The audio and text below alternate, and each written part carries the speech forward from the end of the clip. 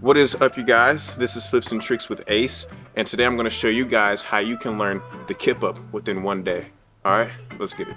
Okay, so the good news about the kip up is that it's not super technical, but it does take a lot of repetition in order to master the skill. In the beginning stages when learning the kip up, it can be pretty hard to figure out the mechanics to execute the flip.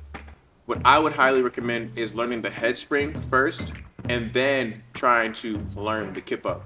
The reason why I recommend learning the head spring is because the same mechanics that you use to do a head spring are the same exact mechanics when learning a kip up.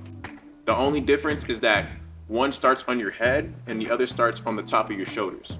So first I'm going to show you guys how to do the head spring.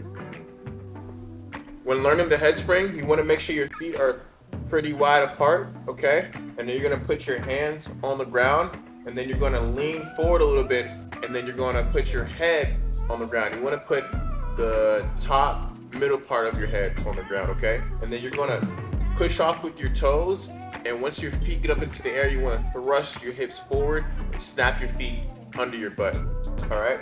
Common mistakes that I'll see people tend to do is that they'll put all the weight onto their head, but you want your head to barely touch the ground, okay? Most of your weight's gonna be in your arms, and as you push through your toes, you're gonna push your hips up and you're gonna push your arms up, okay? So in this clip, watch how I put my hands down and then I lean forward. I gently put my head onto the ground and I get my feet up, thrust my hips upwards, and then snap my feet under my butt, okay?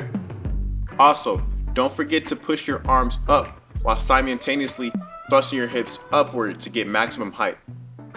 Now, last thing that's very important when doing the head spring is that once you snap your feet down to the ground, you are not done with the flip. You still want to jerk your chest forwards so you can get all your weight onto your feet and you'll have better balance and land the flip much easier. If you're still having trouble landing your head springs, what you can do is get a folded mat and do your head spring off of the folded mat so you'll have more time to land your feet to the ground and get more familiar with the motions.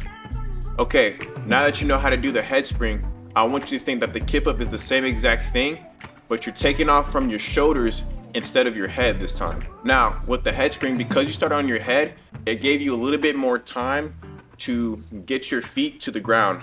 Now, with the kip up, you're gonna have to put in a lot more energy than you did with the head spring. That means thrusting your hips a lot harder, pushing through your arms a lot harder, and snapping your feet to the ground much faster.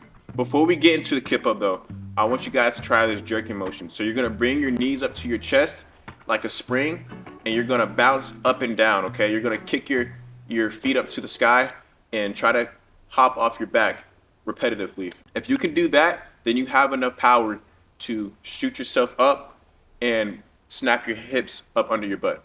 Okay, so now it's time to get into the skill. You're gonna start with most of your weight on top of your shoulders. Your arms are by your ears, and you're gonna shoot your legs up while at the same time thrusting your hips forward, and then you're gonna push your arms up and then snap your feet to the ground. And don't forget to bring your chest forward after you snap your feet to the ground. All right, lastly, another key component when trying to execute the kip up, you want to practice this wave motion, okay? If you notice when I'm doing my kip up, I have like this wave motion thing going on. It's when my back is kind of doing like this. Almost like what like a dancer would do, like they're just chilling on the wall and then they kick themselves off the wall. It's the same thing you're doing in the kip up, but on the floor.